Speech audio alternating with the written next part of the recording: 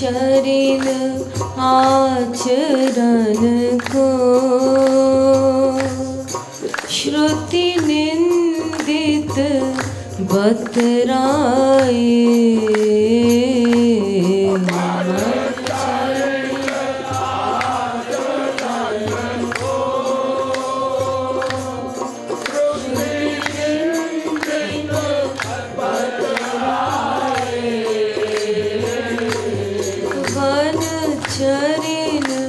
आचरण को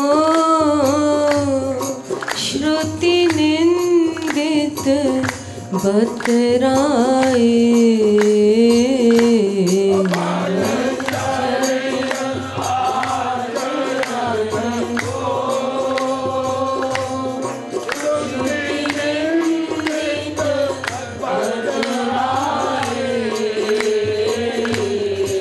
सहचरी करी उन सबको,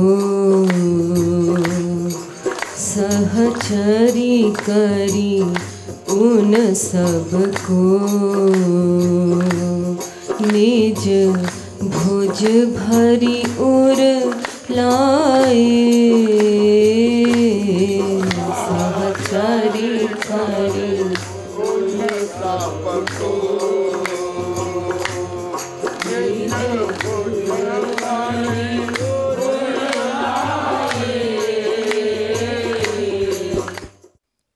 वनचरियों का आचरण लोक वेद में निंदनीय है। लोक में भी वेद में भी क्या आचरण है निंदनीय? वेद व्यास ने भागवत में लिखा है, क्विक्वेमा स्त्रियो बनचरीर व्यभिचार दुष्टा कृष्णे क्वचईश परमात्मनिरूढ़ भावा नन्वीश्वरोऽनुभजतो विदुषोऽपि साक्षात् श्रेयस्तनोत्यगदराज इवोपयुक्ता। वनचरियां श्री कृष्ण से प्यार करती थी, प्रियतम मानकर।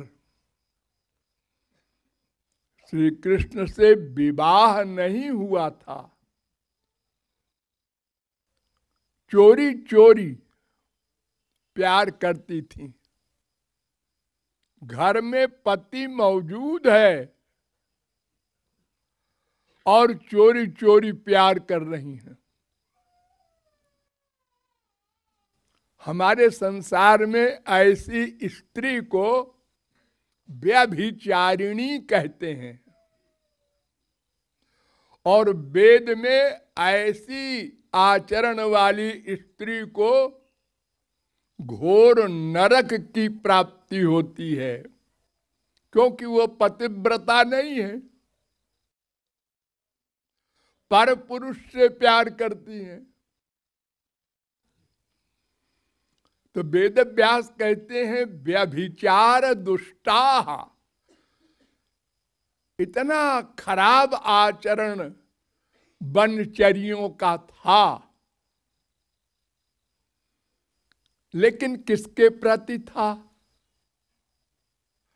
परमात्मनि, परमात्मा श्री कृष्ण के प्रति। तो वे श्री कृष्ण को भगवान नहीं मानती थी और न जानती थी। सुंदर बालक है, सुंदरता में संसार में पुरुष स्त्री सभी आसक्त हो जाते हैं, तमाम कांड आप लोग पढ़ते हैं, सुनते हैं। मनुष्य ही नहीं, देवता भी। अरे देवताओं का राजा इंद्र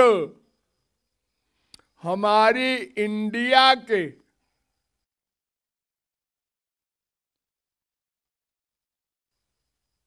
ये गंदे शरीर वाली स्त्री में आसक्त हो गया। गौतम की स्त्री अहिल्या, और गौतम बन करके, देवताओं में तो बड़ी शक्ति होती है शरीर बदल दे, और आ करके हमारे भारत में और गौतम की स्त्री से चोरी चोरी प्यार किया, व्यभिचार किया। गौतम को मालूम हो गया, वो भी त्रिकालज्ञ थे, उन्होंने श्राप दे दिया दोनों को। इंद्र को भी श्राप दिया और अपनी श्रीमती को भी। वो उसके बिचारी का क्या दोष है, उसने तो गौतम ही समझा था, क्योंकि गौतम का ही रूप धारण करके इंद्र आया था। फिर भी उसको दंड दे दिया, तुम पत्थर हो जाओ। और इंद्र को क्या श्राप दिया, तुम्हारे शरीर में योनियां योनियां ही बन जाएं, तुम जहां जाओ लोग देखें और तुम्हारा मजाक बनावें। ये कहां से मिला है, और तुम सब जगह सिर नीचे करके शर्म के मारे मर जाओ। रामावतार में फिर राम ने जब चरण स्पर्श किया, तब वो अहिल्या स्त्री बन गई और अपने पति के लोक को गई। ये सब पढ़ा होगा आप लोगों ने रामायण में। तो देखो, स्वर्ग सम्राट तक हमारे संसार के गंदे शरीर वालों में आसक्त हो जाते हैं, तो मनुष्य के लिए क्या आश्चर्य है। लेकिन ध्यान दो, लेकिन उन बनचरियों को किशोरी जी ने गले लगाया, कृपा की, इतनी बड़ी अधिकारी बना दिया कि ब्रह्म को डांटे। अपने महल में पहरेदार बना दिया बनचरी को। देखो, वो श्याम सुंदर आवे तो अंदर आने मत देना। अब वो डंडा लेके खड़ी है अकड़ी हुई, ठाकुर जी आए। देवी जी महारानी जी से मिलना चाहते हैं, आउट। एक गोपी और ये ऐसे आचरण वाली ब्रह्म को डांट रही है, और ब्रह्म की हिम्मत नहीं है आगे बढ़ने की। पैर छूता है ब्रह्म, पैर उस बनचरी के। कृपा कर दो, हमको अंदर जाने दो। नहीं, ऑर्डर नहीं है महारानी जी का।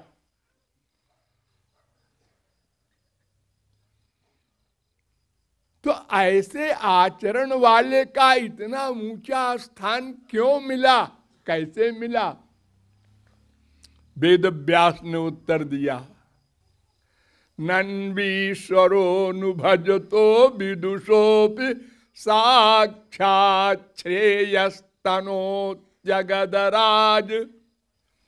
देखो, अगर संसार में कोई अनजाने में अमृत पी ले, हाँ, तो क्या होगा? अमर हो जाएगा। और कोई जान कर पिए, हाँ, वो तो हो ही जाएगा, ठीक है ये। कोई अनजाने में जहर पी ले, कोई पिला दे किसी को मारने को, तो क्या होगा? मर जाएगा। और कोई जानबूझ के आत्महत्या करने को पिए, वो भी मरेगा। क्या मतलब? मतलब ये कि उस गोपी के मन का अटैचमेंट शुद्ध वस्तु में हुआ। भगवान शुद्ध है ना? हाँ। तो जैसे गंगा जी में कोई नदी, गंदी नदी भी बह के गई तो गंगा जी बन गई। अग्नि में कोई गंदी चीज भी डाल दिया तो वो अग्नि बन गया। रवि पावक सुर सर की नाई। तो वो गोपियां भगवान से प्यार किया उन्होंने, प्रियतम मानकर, इसलिए उनको भगवान का लाभ मिल गया। वो चाहे जाने उनको मनुष्य, चाहे उनको जाने माँ बाप बेटा, कोई भी। कामम क्रोधम भयम स्नेह मैक्यम सौहार्द में वच। वेद व्यास ने कहा काम भाव से, क्रोध भाव से भी, क्रोध से भी अगर मन का एकत्व हो जाए भगवान में, वो भी गया गोलोक। भय से कंस का क्या हाल था? आसीन संविशंस्तिष्ठन् भुंजान पर्यटन महीम चिंतयानो हृषिकेश मपश्यत् तन्मयम् जगत। वो सब जगह श्री कृष्ण को देख रहा था डर के मारे। अरे कुबलिया पीठ को मार दिया उसने, बड़े बड़े पहलवानों को मार दिया, हमको भी न मार दे। जिधर देखे कंस, इधर भी श्री कृष्ण है। कपड़ा फाड़ दे, इसमें भी श्री कृष्ण है। खाना आया खाने को, अरे इसमें भी श्री कृष्ण है, खाना फेंक दे। सर्वत्र श्री कृष्ण को डर के मारे, वो भी गोलोक गया। शिशुपाल भरी सभा में, राजाओं के बीच में 100 गाली दिया श्री कृष्ण को। एक गाली में हम लोग मर्डर कर देते हैं, 100 गाली। और सब महाराजाओं के बीच में, और श्री कृष्ण मुस्कुराते रहे और गिनते रहे, 1 2 3 4 5, अभी कुछ नहीं बोलेंगे। 100 गाली जब पूरी हो जाएगी तब इसकी खबर लेंगे। जब 100 गाली पूरी हो गई तो चक्र को बुलाया, सिर काट दिया। वो भी गोलोक गया। कामम क्रोधम भयम स्नेहम ऐक्यम सौहार्द में वच ये न केन प्रकारेण, मन का अटैचमेंट होना चाहिए बस।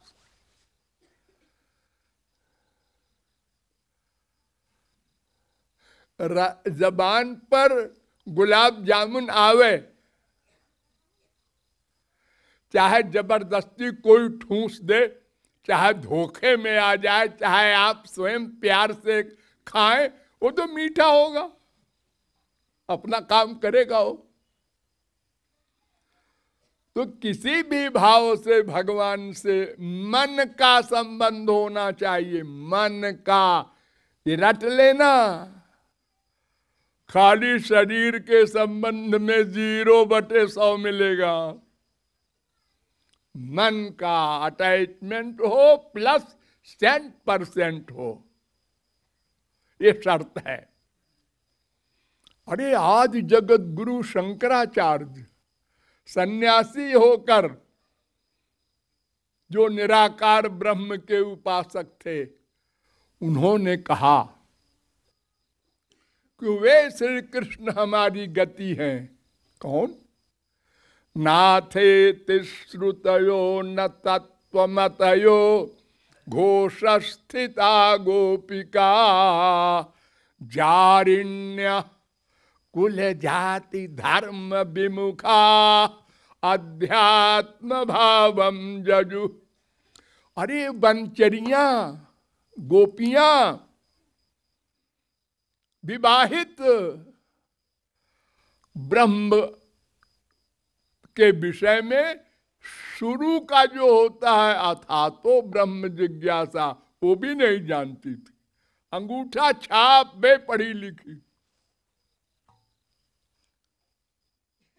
और जारिण्य, जार, जार माने दुराचारिणी, घर में पति होते हुए दूसरे से प्यार करना।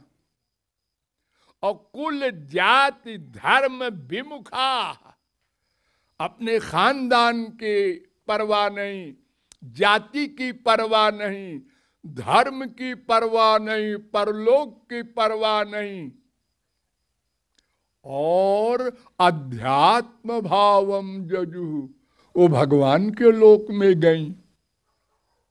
शंकराचार्य कह रहे हैं।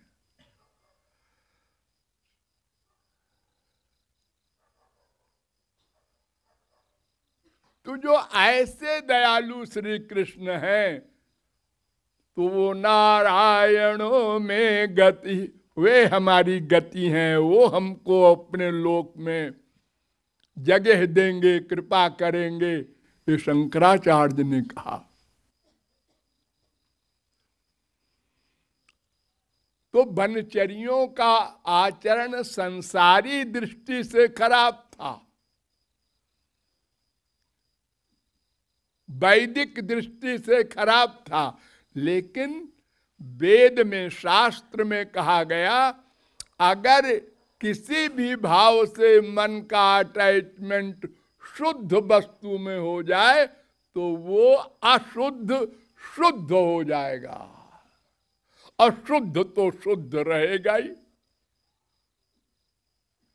ये फिलॉसफी याद कर लो।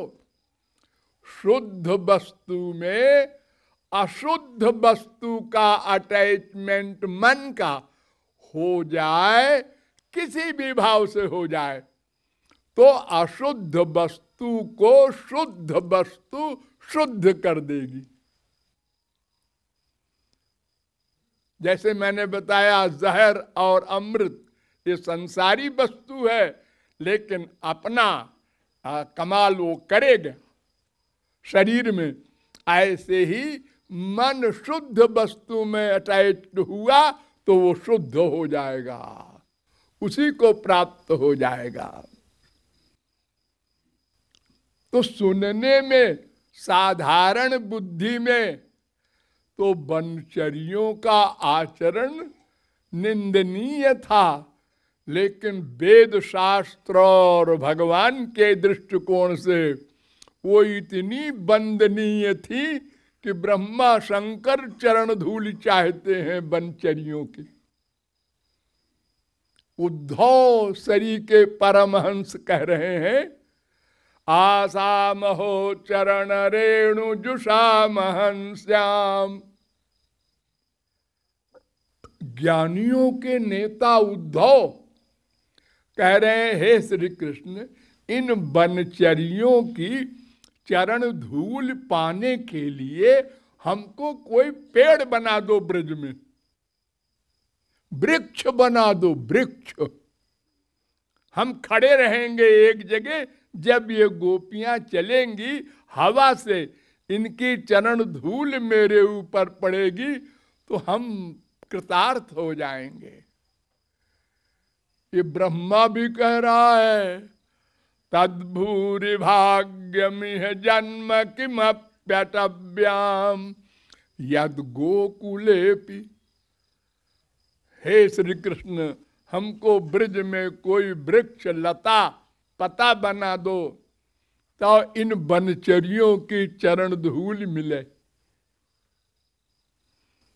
क्योंकि इन्होंने श्री कृष्ण को ही अपना तन मन प्राण दे दिया, उनसे कुछ चाहती नहीं, अपना सुख नहीं चाहती, उन्होंने अपना सब कुछ दिया उनके सुख के लिए। ये निष्काम प्रेम। तो वही यहां पर कहा जा रहा है कि इन वनचरियों के वेद से निंदित, लोक से निंदित आचरण को मां तुमने नहीं विचार किया और कृपा करके उनको गले लगाया। ऐसी दयालु हो तुम। ये भावार्थ।